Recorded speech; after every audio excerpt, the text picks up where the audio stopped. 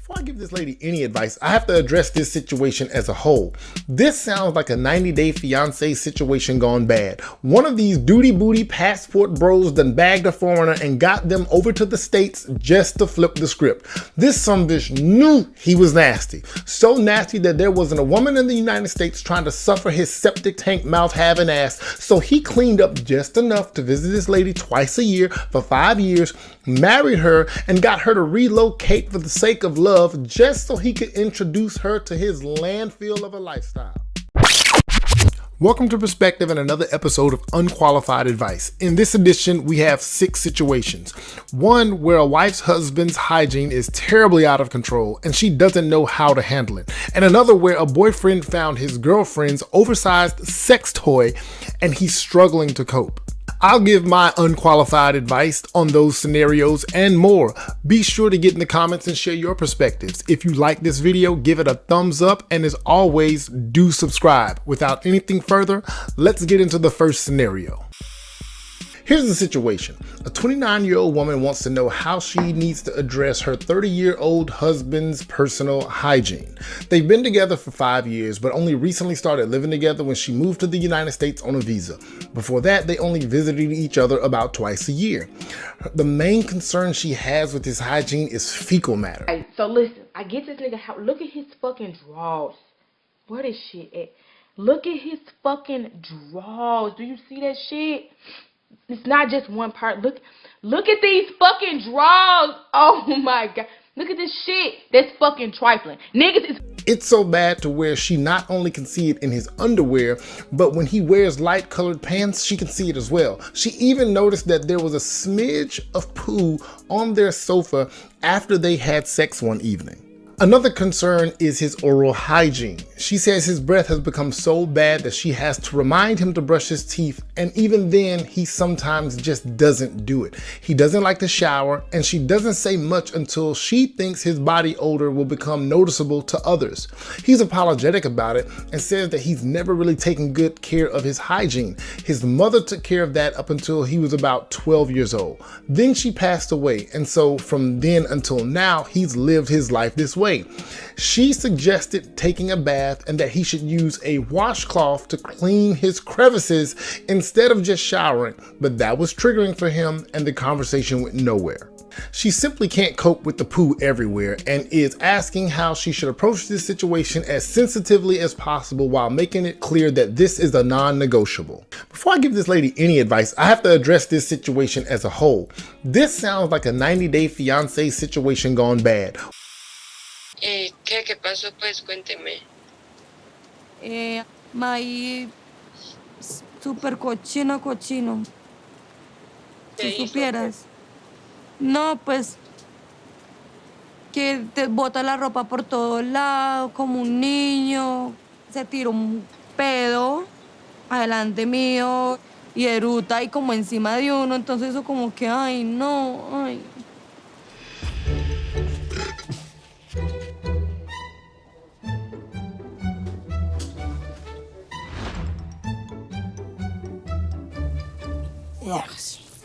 Ay, Dios mío, qué cosas tan asquerosas. Vean esto.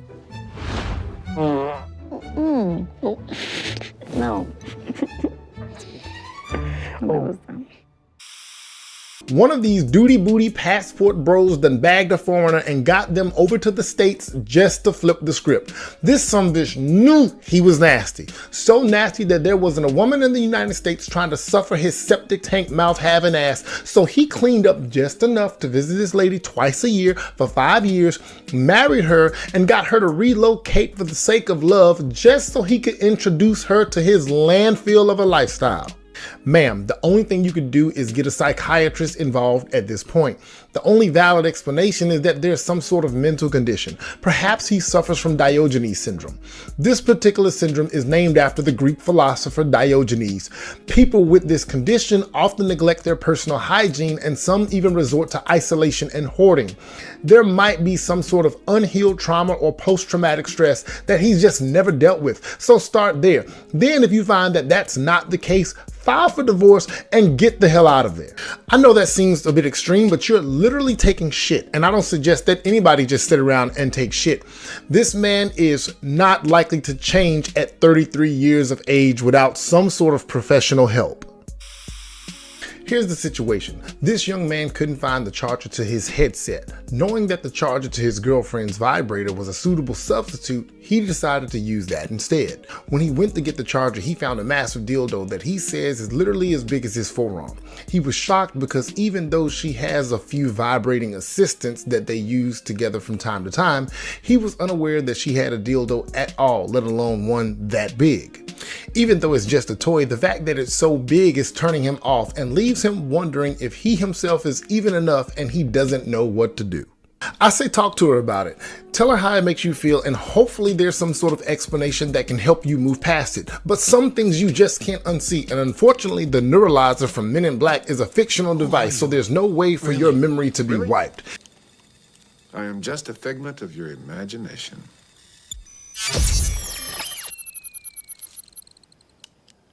You're probably enough for her when it's the two of you, but she obviously likes a bit of variety when it comes to size as well as stimulation, so just take it as that and get over it. But who am I kidding? I venture to say that most men would feel some type of way about it. I know I would. If I stumbled across a baby's leg at my wife's bedside table, I'd be shook too. Ladies, y'all need to treat them things like the weapons of mass destruction that they are. Have a safe and secure place to keep them torture devices. Don't no man want to come across baby Bruce Banner when we're looking for the remote control any more than one of you would enjoy finding a pocket pussy or pro-light bubble butt 2000 under your man's side of the bed. To the fella in this situation, if you can't get over it after some good communication, I suggest you just move along and find a woman who doesn't need their spasm chasm stretched to the point of no return. Here's the situation. She's been dating this guy for a month now. They're going on dates regularly and spending majority of their time together for the last 2 weeks, to the tune of 5 days out of 7. She sleeps over, they cook together, they're having fun, and all seems well. Well, in a text conversation about trust and how they should proceed during this stage, he lets her know that he'll be going on a date with a woman he met a while ago on Tinder, and that he's just curious and wants to know what things will be like if he sees her in person. Now, they haven't discussed exclusivity, but she's obviously taken aback. She's bothered by the notion of him entertaining another woman, and she wants to send him a text saying, "Let me know if the date went well and if you will proceed to plan another one so I can go on with my life." She also doesn't feel good about doing that because she fears it will end their whole situationship. Here's my advice. Let him go on the date, and the next time he reaches out, let him know that you're no longer available to him and that you hope he finds what he's looking for, because that's what he's doing. He's not a dog, toxic, trash, or any adjectives used to describe a man that's being shady. But he is still searching for his person, and even though you guys have a connection and enjoy each other's company, it's not enough for him not to be curious about other women. It would be one thing if he made it clear from day one that he likes to date multiple women or enjoys variety, but since you're feeling the way you are, I'm assuming that's not the case. I really think you should leave this guy alone, because even if he's not interested in anything further with this woman he's decided to meet, you're obviously not enough to quell his curiosities, and unless you're okay with that, it's best to leave him to the wilderness. Here's the situation. Him and his girlfriend have been together for 4 years. They've recently put a deposit on a place to move in together and have been discussing marriage to the point where she's suggesting that they just elope. Well, over the past few weeks, she's been acting disinterested, distant, and uninvested. She's also been picking fights over some seemingly minor things. Add all that to the fact that he noticed that her demeanor seemed secretive when she's on her phone.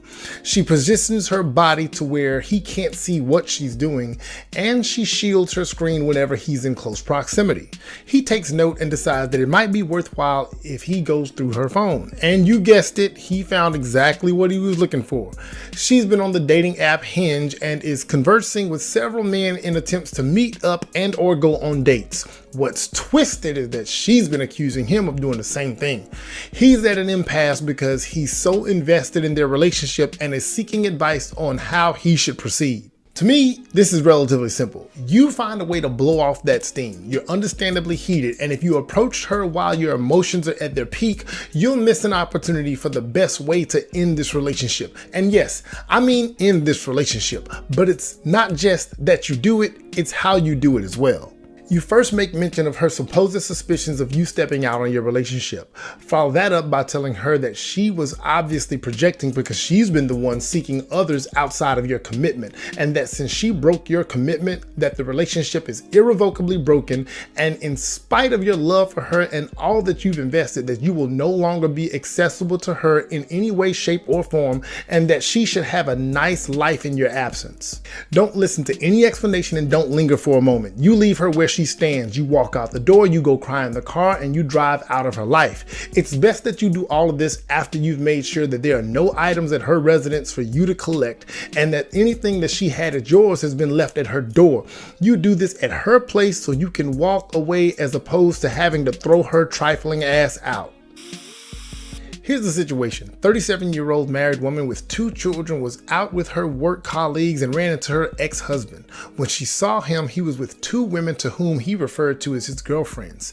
He's looking good, healthy, and has an abundance of something to the degree that one woman isn't enough. She's bothered by this because a year into their 6-year marriage, he lost all interest in sex. And when they did engage, he couldn't last. She loved him and he was a sweet man, but when it came to the physical relationship, she felt hated and ignored. He also didn't put any effort into his basic hygiene, but on this day, he was an upgraded version of the man he once was. Dressed, pressed, and smelling like the essence of success. This observation has her feeling unattractive, worthless, and she wants to know why she wasn't worth it. She's compelled to contact him and find out why. She wants to know what happened. My advice, don't reach out to that man because I'm going to tell you exactly what it is or was. It's a combination of 2 things. First of all, it was 8 years ago, which means he was 30 at the time. You and him were married for 6 years, so you at least met when he was around 24. A lot of men don't hit their stride until they're into their 30s and don't hit their full potential until their late 30s to mid 40s. There's a combination of things that lead up to that. Somewhere in our late 20s, right at the peak of our physical prime, our minds start to catch up. This process settles right into our early 30s. This time is usually between 27 to 33. You and him divorced at 30, in the middle of that development. Now, I don't know if you were a hindrance or not, but it seems as if you were. You might not have been his type. I don't know what compelled you both to marry, but he might have realized early on that you weren't the woman for him. The fact that he was with 2 women might have something to do with the type of relationship that he's more apt to thrive in. He could be some sort of polyamorous / relationship nonconformist. It just works for him. What seems impressive is that he has 2 willing participants. Now, you didn't describe these women, but that might not make a difference. I'm assuming that he finds them attractive and that the feeling is mutual. Or what you observed could also be as simple as something transactional. Those could have been 2 escorts. Perhaps he's hit a financial peak, got a stylist, a nutritionist, a trainer, and on his free time, he gets with 2 select women for a night on the town. In any case, leave that man the hell alone. You have a whole family. Your worth shouldn't be determined by what you observed your ex doing, especially when you have your own life to tend to. You have 2 children and a wonderful husband that you wouldn't trade the world for, right?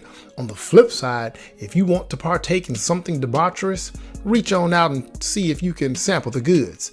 See what all the fuss is about. I won't tell. And that's all I have for this episode of Unqualified Advice. Get off in the comments and share your perspectives. If you like this video, give it a thumbs up, and as always, do subscribe. Until next time,